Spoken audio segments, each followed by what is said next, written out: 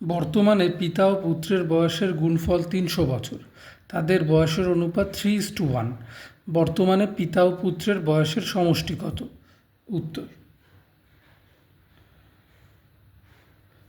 পিতার পুত্রের বয়সের অনুপাত 3:1। তাহলে আমরা পিতার বয়স ধরে নেব 3x, পুত্রের বয়স x। ধরি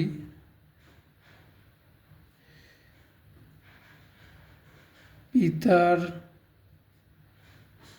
বর্তমান বয়স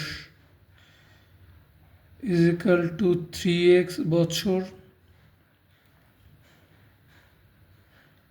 পুত্রের বর্তমান বয়স = x বছর।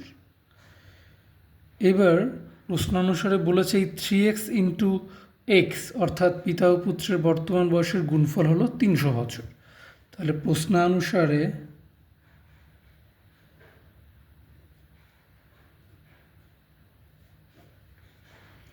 3x × x = 300।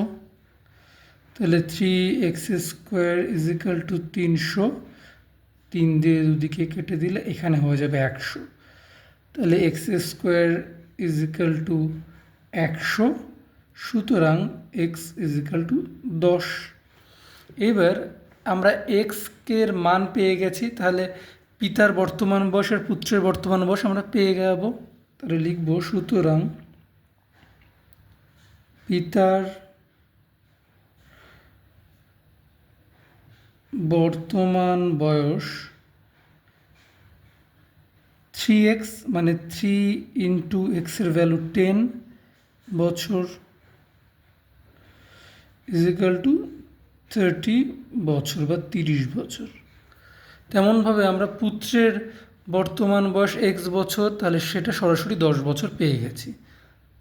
সুতরাং পুত্রের বর্তমান বয়স = 10 বছর। এইবার এই পর্যন্ত করলে কিন্তু ভুল হয়ে যাবে, কারণ এখানে জানতে চেয়েছে বর্তমানে পিতা ও পুত্রের বয়সের সমষ্টি কত। তাহলে আমাকে দুজনের বয়সকে যোগ করে দিতে হবে, যেটা হবে সেটা হবে অ্যান্সার। তাহলে সুতরাং বর্তমানে পিতা ও